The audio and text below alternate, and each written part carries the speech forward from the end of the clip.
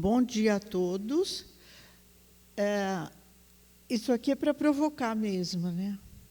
Antes de colocar o slide habitual, formal, convencional, a minha intenção foi mesmo provocar com... Eu sei que não está muito nítido, mas dá para perceber que são desenhos de letras, várias letras colocadas aí, por quem uma criança de 12 anos que, durante 5 anos, frequenta uma escola.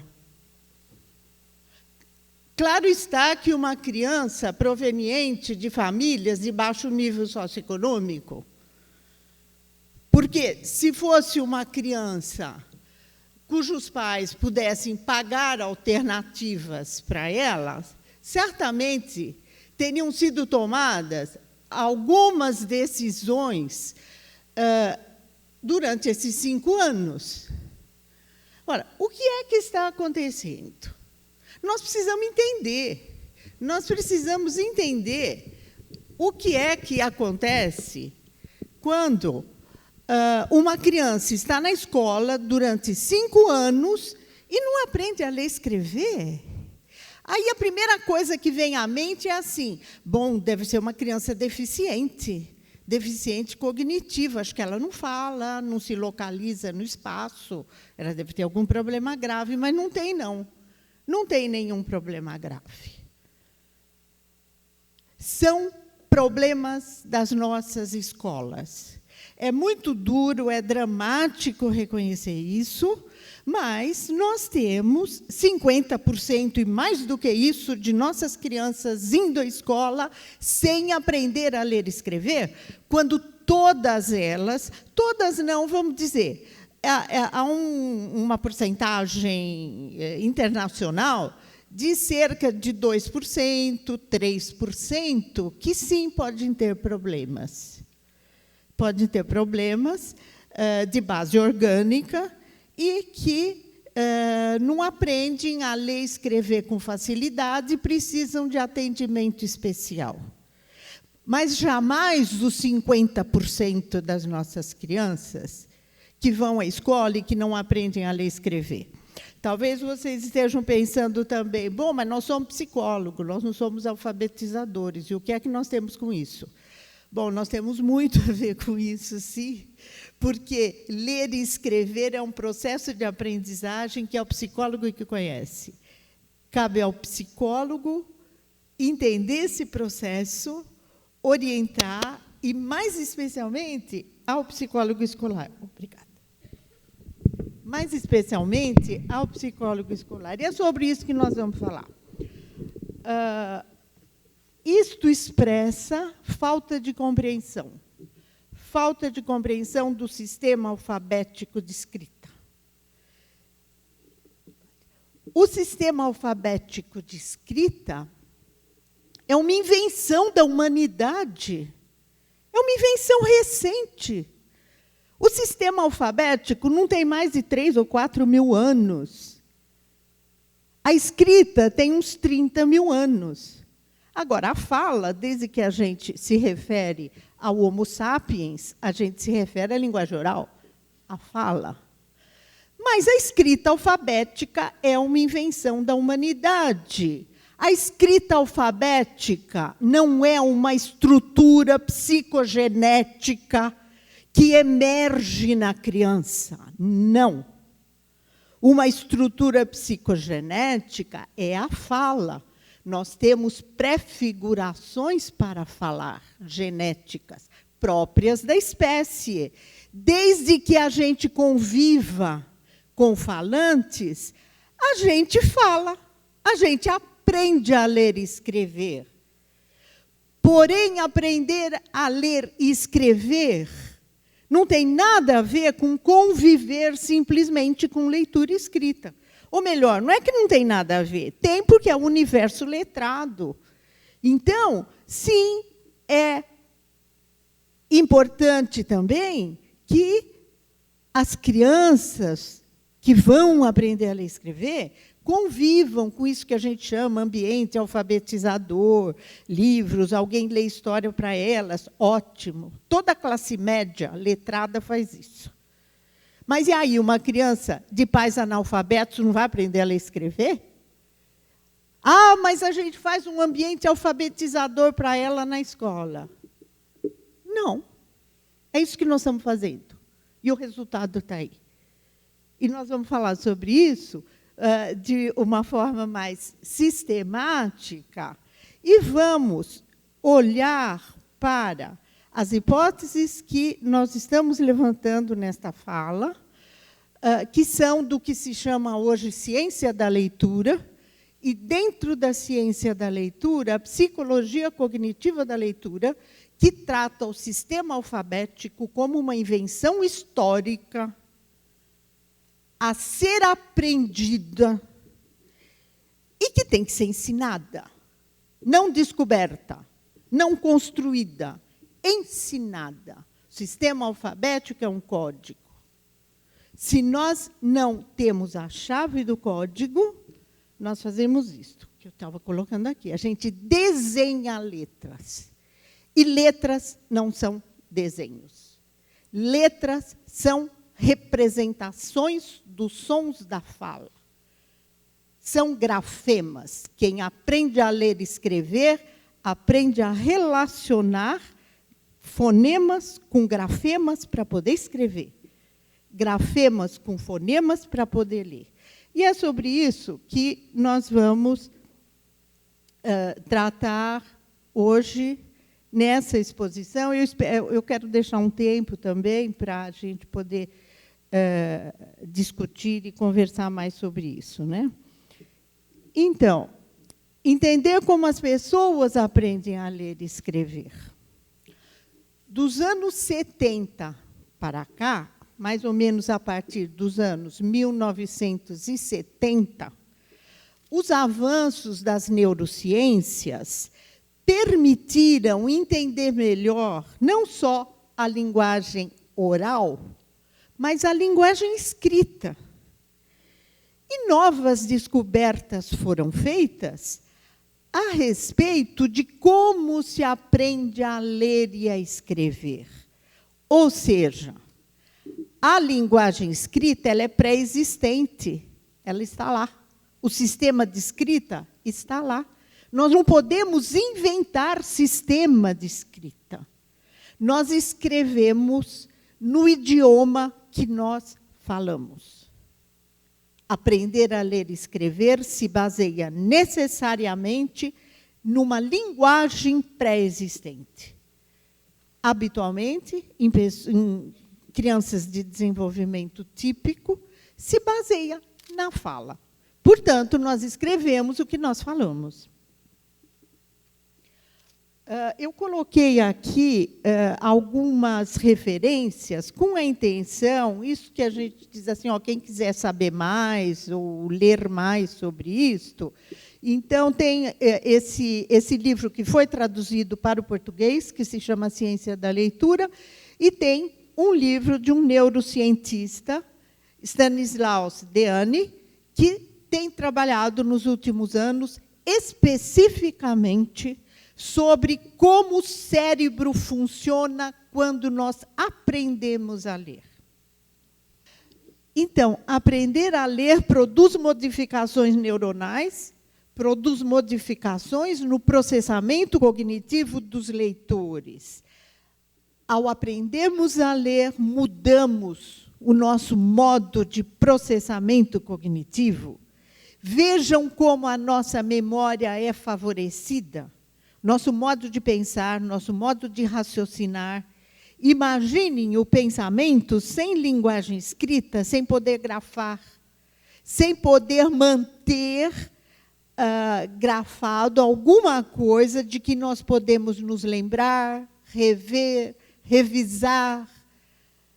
Quem não dispõe de um sistema de escrita só pode dispor da memória, sem apoio, sem essa continuidade que a escrita nos permite. Então, pesquisas mais recentes, sobretudo dos últimos 30 ou 20 anos, nos mostram como se aprende e, portanto, têm que impactar práticas de ensino. Que sentido faz desenvolver práticas de ensino se nós não sabemos como é que os ensinados, os alunos, aprendem? Então, nós ensinamos para que os outros aprendam. É preciso saber como é que as pessoas aprendem a ler e escrever para a gente poder ensinar bem. E o psicólogo escolar tem muito a ver com isso, sim, sobretudo quando ele recebe crianças que são encaminhadas com queixas de que elas não aprendem a ler e escrever. Desde o início do século XXI, estamos vivendo em um mundo globalizado. Uma parte relativamente pequena da população mundial tem acesso às vantagens provenientes dos avanços sociais e econômicos. A Declaração Universal dos Direitos Humanos, em seu artigo 26, declaração do após-guerra, com o mundo conturbado, no 1948, então estabelece como um direito humano fundamental. Educação é um direito de todas as pessoas. Tem por objetivo o pleno desenvolvimento da personalidade humana e o fortalecimento do respeito aos direitos humanos e às liberdades fundamentais. Só quem convive com pessoas que não tiveram acesso à linguagem escrita experiencia, de alguma forma, o que isso significa e o nível de exclusão social ao qual fica condenado aquele que não aprende a ler e escrever, ao qual ficam condenados as nossas crianças que, depois de frequentar a escola durante 2 anos, 2 anos é muito mais do que suficiente para aprender a ler e escrever. Chegam no 5º ano, no 8º ano, e não aprenderam a ler e escrever. No entretanto, são crianças normais. Elas resolvem todo tipo de problema, menos esse, porque não foram ensinadas. Países se organizam usualmente em torno dessas 6 instituições sociais, né? A família, a educação, a política, a economia, a religião, a saúde. Nós vamos tratar aqui da educação como instituição que tem lugar também na escola. Então, instituição educacional são nossas escolas. E nossas escolas têm uma estrutura e um funcionamento que depende das nossas políticas, que não deveriam depender somente de políticas de governo, teria que depender de política de Estado. Sim, política de Estado é aquela estável, que não depende de mudanças de partidos no governo. Acho que a gente tem um longo caminho ainda a percorrer nessa direção. Então, se espera das famílias que forneçam diferentes tipos de educação informal. Aquela educação dos princípios, de como viver, de valores, que toda família garante para os seus filhos. Espera-se das escolas, fundamentalmente, não é a educação familiar que a gente espera das escolas. Nós esperamos a educação formal. A escola é o lugar onde a criança vai receber o ensino de que ela necessita para que ela seja, de fato, um cidadão. Então, eu acho que a gente precisa tomar cuidado também com algumas expressões gerais, quando a gente diz a escola forma cidadãos. Tudo bem, mas o que quer dizer isso? Forma cidadãos como? Se uma criança permanece na escola sem aprender, que cidadão essa escola está formando? Ensinar é a primeira tarefa da escola. Na escola, os estudantes adquirem conhecimentos e habilidades essenciais para a sua vida como cidadão. Conhecimentos e habilidades. Acho que essa é a grande questão que nós temos que enfrentar quando nós falamos da necessária melhoria das nossas escolas. Cabe à escola respeitar e incentivar também habilidades e talentos de cada uma das crianças e atender a necessidades especiais. sejam elas da área física, intelectual, emocional ou social.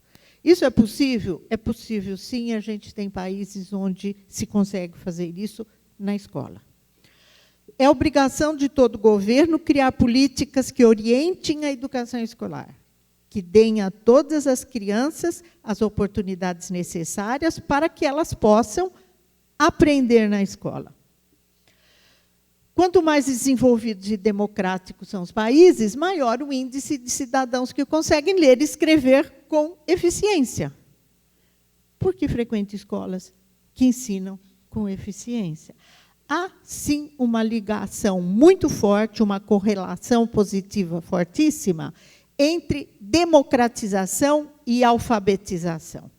Países democráticos, nos dias de hoje, no século XXI, são países que garantem a todos os seus cidadãos o domínio da linguagem escrita. Ensinar a ler e a escrever com eficiência é prioridade, portanto, em países avançados. É isso que a gente vê. Quanto mais avançados os países, menor o número de analfabetos nesses países. E onde é que eles aprendem a escrever? Na escola.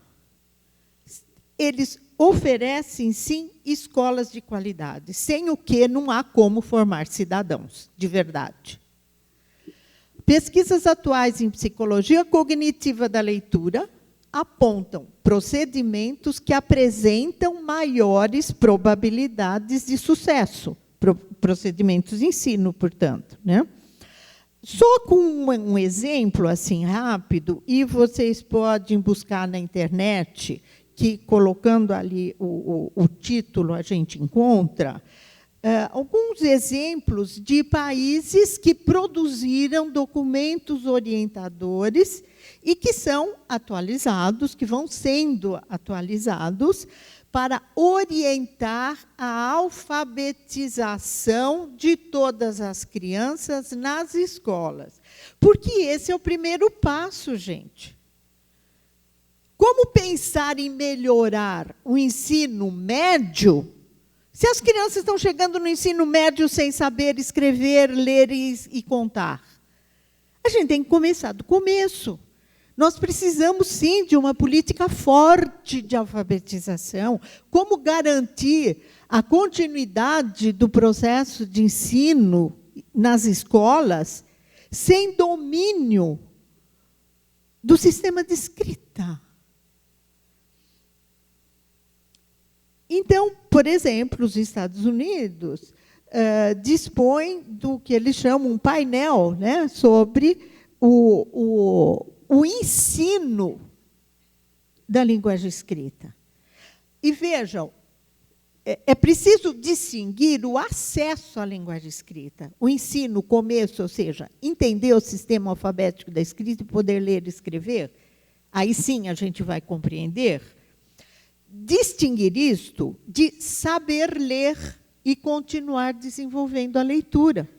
Depois que a gente aprendeu, a gente passa o resto da vida desenvolvendo a leitura. Mas não dá para desenvolver a leitura sem garantir esse acesso inicial. Então, esses documentos todos estão voltados para o acesso inicial. Como introduzir as pessoas no sistema alfabético de escrita da língua que elas falam.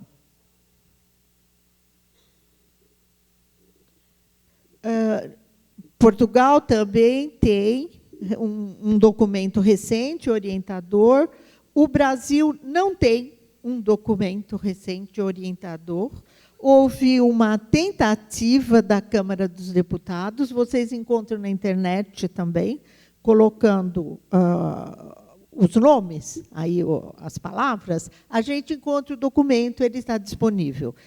Foi um grupo de trabalho formado por pesquisadores brasileiros e estrangeiros que fizeram uma análise da alfabetização infantil no Brasil, apontando as deficiências, as limitações e sugerindo caminhos de acordo com a pesquisa disponível e na orientação da ciência da leitura, que, no que diz respeito à psicologia, se expressa no que alguns chamam de psicologia cognitiva da leitura.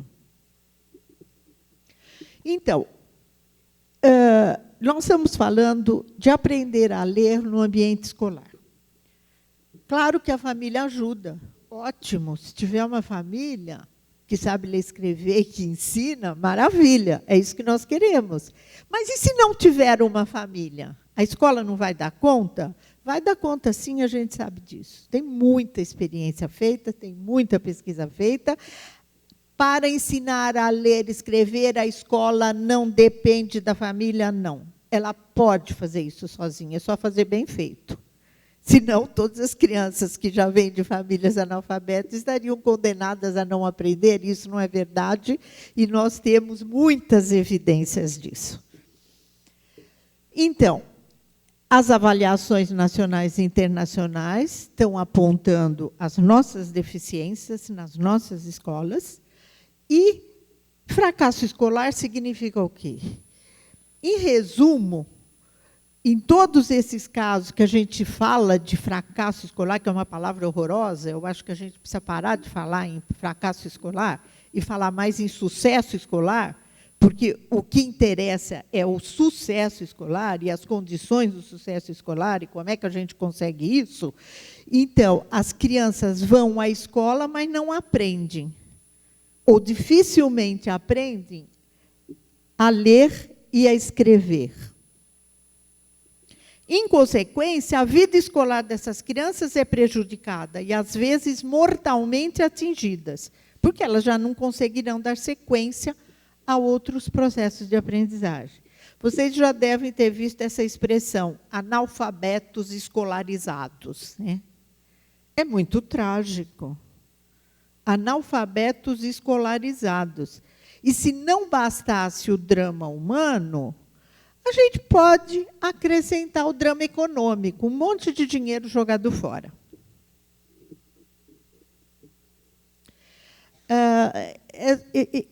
Esse esquema é só para mostrar assim, um analfabetismo brasileiro do ano 2000 a 2010, que melhorou um pouquinho, mas também não melhorou muito, não. Em 2000 é o azul, e aqui em alaranjado em 2010. Vejam que diminui um pouquinho, mas ainda é muito. É muito. Nós temos mais de 10 milhões de analfabetos no Brasil. Aqui é só para a gente ter uma ideia de escolas, porque o PISA de 2010, ele separou, nas análises que a gente fez aqui no Brasil, a gente separou os resultados do Brasil todo, é esse azul aqui, no Brasil, resultados nas escolas particulares, que são um pouquinho melhor, e nas escolas públicas, que é esse verdinho aqui. Então, o que ainda melhora o nível do Brasil no PISA, ainda o que puxa um pouquinho para frente, puxa um pouco, a porcentagem aumenta, são as escolas privadas. As escolas públicas são essas verdes aqui. Escola pública, eu não estou dizendo que escola pública é boa e escola particular é ruim. Por favor, me entendo que não tem a menor intenção. Tem muita escola pública boa e tem muita escola particular ruim. Mas, na média, se a gente considera assim, a totalidade, os nossos problemas maiores são provenientes das escolas públicas, que são as que têm uma dependência mais direta da política pública, que é pouco ou nada orientadora nessa área. A gente coloca metas, mas não fala como é que chega na meta, então não tem muita consequência. A escola privada, ela é obrigada a melhorar um pouquinho, porque senão ela perde o aluno, né? Quer dizer, os pais tiram um aluno da escola e colocam noutra. E na escola pública, não, os pais ficam sem opção. Então, acho que é outra questão para a gente analisar e fazer uma agenda de ação. Se o ensino inicial e eficiente da linguagem escrita nas escolas é extremamente importante para toda a vida escolar das crianças, ele é ainda mais importante para as crianças socialmente vulneráveis, para as quais a escola é, na grande maioria das vezes, a referência única no processo de aprendizagem. E crianças provenientes de famílias em vulnerabilidade social frequentam as escolas públicas. É verdade que, em cidades menores, as escolas acolhem também a classe média. Em cidades menores, a classe média frequenta também a escola pública. E isso é muito bom, porque isso traz exigências de melhor qualidade para a escola. O problema maior se situa, sim, nas grandes metrópoles, e o problema é bem diferenciado nas diferentes regiões brasileiras. Acho que eu não preciso falar disso, porque já é uma coisa tão de domínio público que todos nós já sabemos isso muito bem, né? É amplamente conhecido que o analfabetismo está fortemente associado à pobreza, como a gente já vinha dizendo. Eu estou me referindo, de novo, a avaliações em grande escala, que mostram justamente isso que a gente vem falando, né?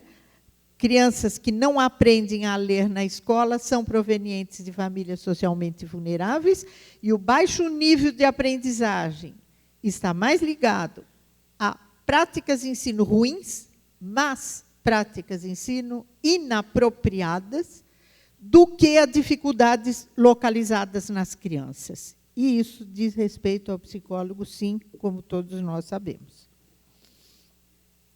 Em grande parte, os argumentos utilizados para explicar a não aprendizagem dessas crianças são ainda viesados por crenças ideológicas, preferências políticas e mesmo falta de conhecimento atualizado, porque não levam em conta resultados baseados em evidência. Os exemplos que eu estava dando de países democráticos, com sistema democrático na educação, que fazem pesquisas para orientar a sua política pública de alfabetização, são países que se baseiam em evidência. O que é que dá certo? O que funciona melhor? A gente se baseia em evidências. Assim, rapidamente, só para lembrar, né, que nos anos 60 houve um grande debate que atingiu muito o hemisfério norte, né? Esse é um livro interessante, Aprender a Ler, o Grande Debate, que confronta os dois métodos de ensino mais conhecidos, assim, em resumo, método global versus método fônico. Eles fizeram um levantamento enorme, vendo quais os resultados desses diferentes procedimentos. Essas primeiras evidências apontaram melhores resultados para o método fônico. Isso ainda é uma questão em discussão que não dá para a gente abordar nesse espaço aqui agora, né? Mas a gente vai ver aqui também, A Voz da Evidência na pesquisa sobre leitura, que a história da leitura e da escrita mostra como a pesquisa afetou legislações e políticas nacionais e internacionais a respeito de como deve ser ensinada a leitura e a escrita. Nos dias atuais, já não deveríamos duvidar de que, para implementar práticas efetivas de ensino inicial de leitura, como eu estava dizendo, o ensino inicial, o acesso ao sistema alfabético, é essencial que essas práticas estejam baseadas em evidência científica. Isto é, no uso de programas e abordagens que tenham comprovação de sua eficácia. Aprender ou descobrir. Deixa eu me apressar, senão não vou dar conta aqui. Aprender ou descobrir. Alguém me ensina ou tenho que descobrir sozinho? Na fala, a gente descobre sozinho, sim. É só ter falantes perto da gente que a gente vai repetindo e vai falando. Não precisa ter aulas de fala. A escrita, não. Não se descobre. Não se descobre. Não se descobre porque nós estamos falando de um código. Em alguns países ainda são dominantes abordagens que se baseiam no que vem sendo denominado construtivismo. O termo esconde uma preferência pela espontaneidade na escola ou pela orientação mínima, ao invés de buscar resposta válida para a questão de saber qual a dose de orientação mínima ótima, qual a dose de orientação ótima para que a aprendizagem possa ocorrer. Claro, tem uma dose equilibrada. A criança pode inventar, sim, mas ela não vai inventar como é que se lê e escreve. Não dá para inventar escritas. Tem que aprender. Abordagens ditas construtivistas valorizam o processo de compreensão ao invés de valorizar a aprendizagem do princípio alfabético no ensino inicial. Essa é uma das grandes questões quando se debate sobre métodos de ensino. Compreensão e decodificação. Já vamos dizer uma palavrinha a mais sobre isso. Existem hoje numerosos modelos instrucionais propostos em um quadro construtivista. Porém, não há evidência. São raros esforços feitos para analisar esses modelos e definir princípios comuns a eles, para refinar o modelo em suas bases teóricas e na maneira como elas poderiam ser testadas. Então, a favor das práticas fonêmicas, eu coloquei algumas ideias, eu não estou falando de método, porque se a gente começa a usar palavras sem defini-las, eu acho que a gente não vai muito longe, não. Mas eu estou falando de algumas práticas que têm evidência suficiente para mostrar que são elas que funcionam melhor. E funcionam melhor, sobretudo, com crianças que vêm de meios não letrados, de famílias de pais analfabetos ou semi-alfabetizados. Sistemas alfabéticos de escrita são baseados em regras de notação, cujo primeiro objetivo é representar relações entre sons da fala, letras do alfabeto. Nós escrevemos o que falamos. A fala tem que ser trabalhada. A gente escreve o que fala. Então, o som, nós grafamos o som quando escrevemos no sistema alfabético. Denomina-se princípio alfabético o conhecimento utilizável do fato de que formas gráficas representam segmentos fonêmicos da fala, de tal modo que qualquer fonema específico que ocorra na fala possa ser representado com uma letra específica. Esse é o princípio alfabético. Em resumo, enfatizando a necessidade e importância do sistema alfabético, aprender a ler é sempre um processo, com ao menos dois componentes essenciais. Dois componentes essenciais. O código, que é composto de letras e combinações de letras. A gente não pode combinar a letra do jeito que a gente quiser, nem ficar inventando. Tem que combinar de acordo com a regra do sistema alfabético da sua fala, da fala do aprendiz. E o segundo componente, a compreensão. A compreensão é uma habilidade dependente da compreensão da linguagem oral, que vai ser utilizada na linguagem escrita. Portanto, quando muitas vezes nós dizemos que as crianças leem e não compreendem, isso está mal expresso, a gente tem que revisar isso. Elas não leem. Elas não compreendem o que? Elas não compreendem a linguagem oral, ou não têm vocabulário. Enfim, essa é uma questão para ser melhor explicada. Eu vou dar um exemplo dessa relação entre o código e a compreensão. Então, quando nós lemos, nós transformamos grafemas em fonemas. Nós usamos habilidade visual, nós precisamos enxergar, e habilidade fonológica. Então, exemplificando, aqui nós temos 1, 2, 3, 4, 5 palavras e um ponto final ali.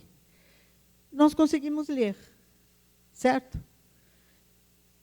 Quando nós lemos, aqui, nós lemos, ou seja, decodificamos, fazemos a relação dos grafemas com os fonemas, usamos a habilidade visual, habilidade fonológica e compreendemos, porque nós temos vocabulário, nós sabemos o que é isso. Existem pessoas que não vão compreender, que lê isso aqui e diz, mas o que é isso? Então, depende do nosso vocabulário também. Depende de decodificar e depende de vocabulário e habilidades anteriores, processamento cognitivo, que permite a compreensão. Se eu pegar isso aqui, a gente lê, não lê? Sim ou não? Então, a gente lê. Santeno, senta, concha, minovulela. Por que a gente lê? Porque aqui os grafemas estão obedecendo às regras do sistema alfabético do português brasileiro. Nós extraímos som disto aqui. Nós não compreendemos, porque não são palavras reais.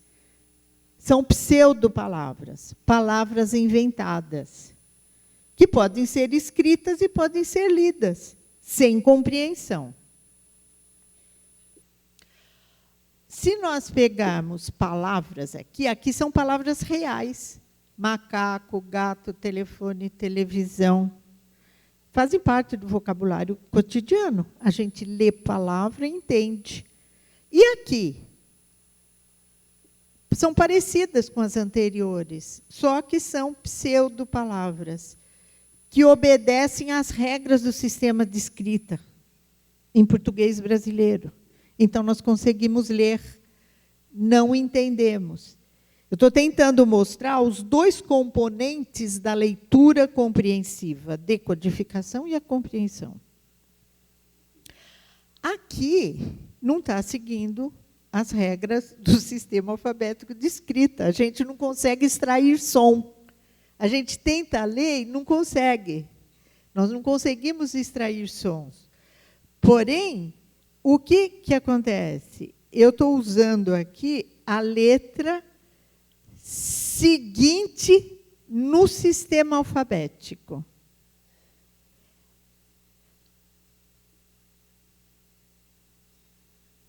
Deu para ler?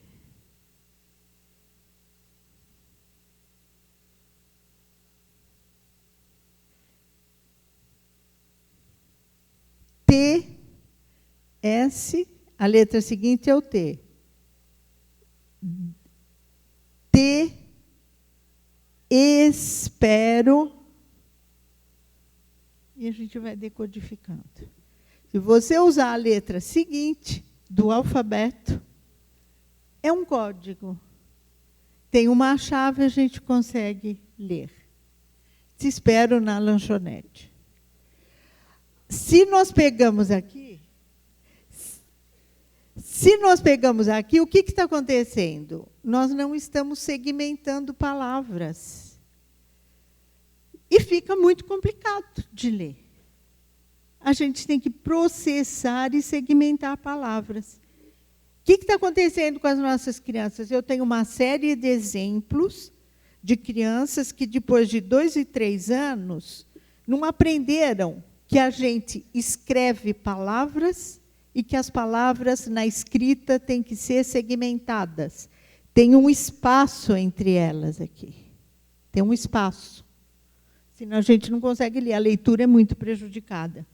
A fala, ela é contínua. A escrita, não. A escrita separa palavras. E se a gente for ler aqui, e não souber nada de inglês, o que a gente vai ler? Please, give, me, some, ise, no. Certo?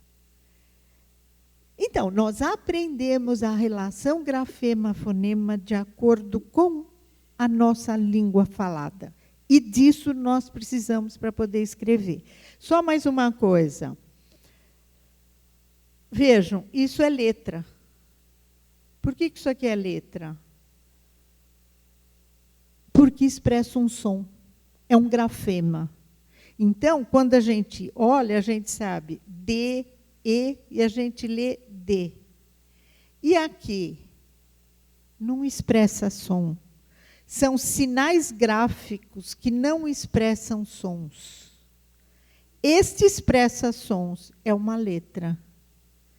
Então, letras são sinais gráficos que expressam sons.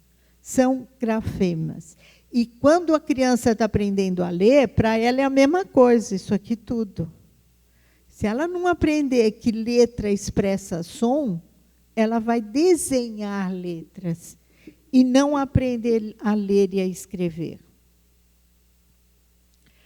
Por fim, eu vou dar uma acelerada. Quando lemos, fazemos compreender grafemas e fonemas. Corresponder, desculpe.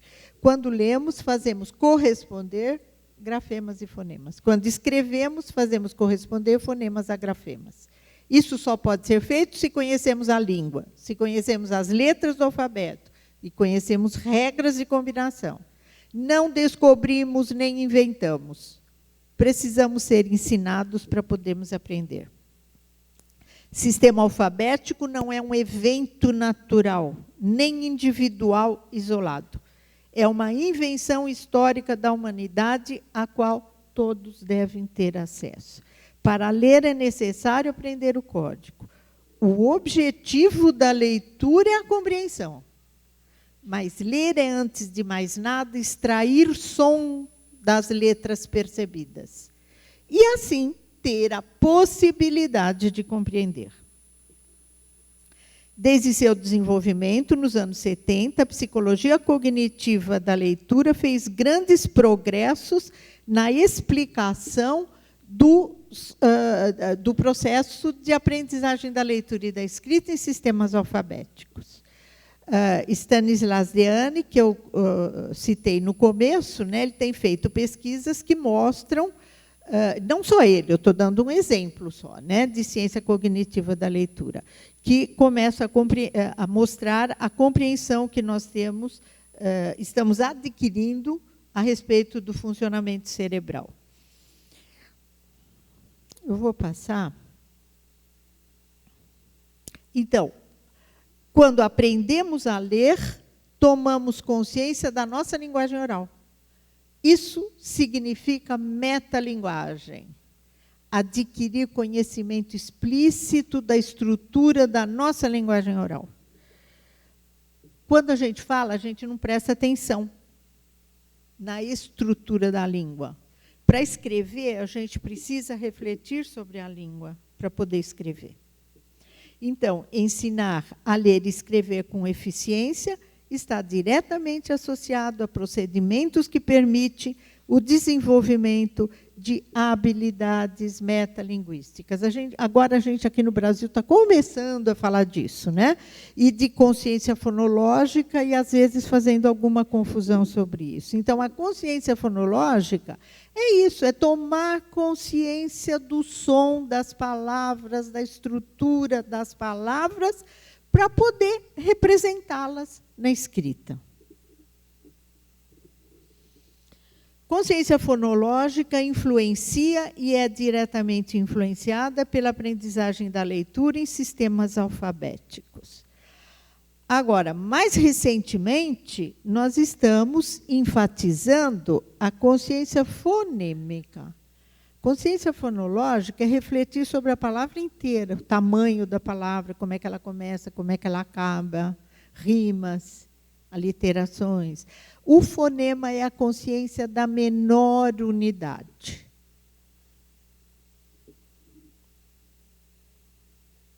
E para que e quando tomamos consciência dos fonemas?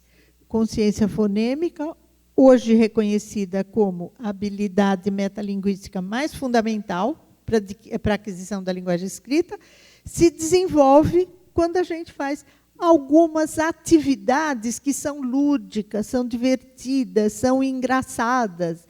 Aí a gente fala, ó, sapo, vamos ver mais palavras que começam assim, com esse s, si, se, som. Esse é o fonema. Telefone, televisão, tipo. Então, o fonema é a unidade menor. Práticas fonêmicas de alfabetização incluem ensino de fonemas combinados às letras do alfabeto. Então, a consciência fonêmica em si não serve para nada, não. Se a gente não está aprendendo a ler e escrever, ela vai ser inútil. A consciência fonêmica serve para facilitar a aprendizagem da representação dos fonemas por meio dos grafemas.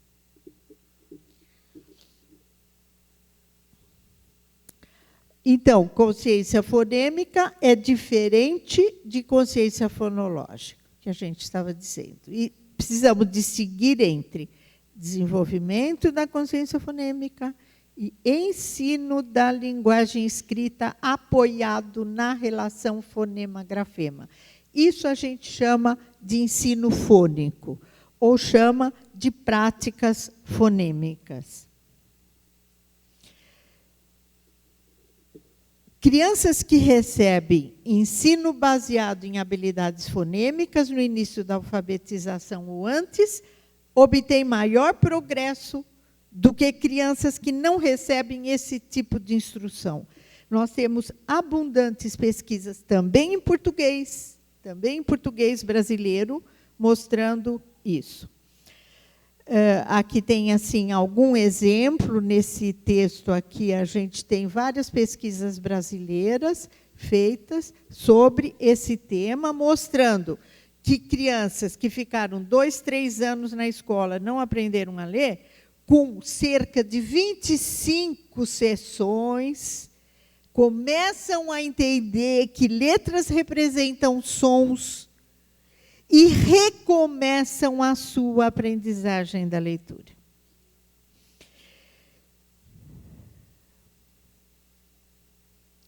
Então, concluindo, que eu coloquei alguns desafios para a ação, a tese fundamental de nossa exposição diz respeito ao caráter necessário do ensino para que cada indivíduo se torne capaz de ler e de escrever, começando pelo árduo domínio do código alfabeto em sua própria língua, para tornar-se leitor hábil e criativo.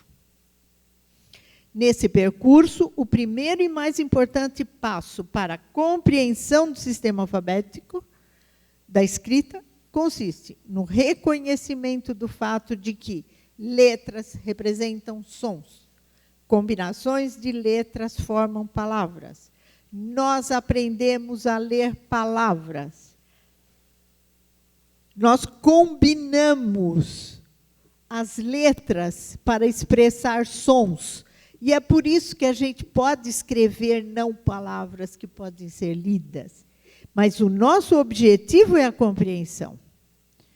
A compreensão fundamental não resulta de uma simples descoberta, mas deriva de uma descoberta que só ocorre na presença e mediação de práticas de ensino. A gente não pode deixar mais as crianças se afogando, tentando descobrir uma coisa que já está descoberta. Ficam aqui colocadas as questões. Se é fato que a maior parte das crianças brasileiras que não estão conseguindo aprender a ler e escrever na escola foi submetida a método conhecido como global, ou construtivista, ou método da linguagem total, como é que nós vamos enfrentar essa evidência? Outra questão, se dispomos no Brasil de pesquisas feitas com procedimentos controlados, que mostram a rápida recuperação dessas crianças, que uso faremos desse conhecimento novo? Mas, para que novos conhecimentos científicos e procedimentos sejam utilizados, é preciso que sejam seriamente considerados nas políticas públicas, sobretudo no que diz respeito à qualidade das nossas escolas, que são frequentadas pela maioria da população brasileira. Conhecimento científico sobre o processo de aprender a ler e escrever teve grandes progressos, sim, mas só dará frutos no Brasil se os responsáveis por políticas educacionais, se os professores alfabetizadores, os pesquisadores e psicólogos pesquisadores comprometidos com a educação brasileira na questão da alfabetização, optarem pelo diálogo, pelo intercâmbio de saberes, e, enfim, optarem por ações conjuntas para que o país possa atingir novos patamares na educação da sua população. Acho que era isso. Muito obrigada.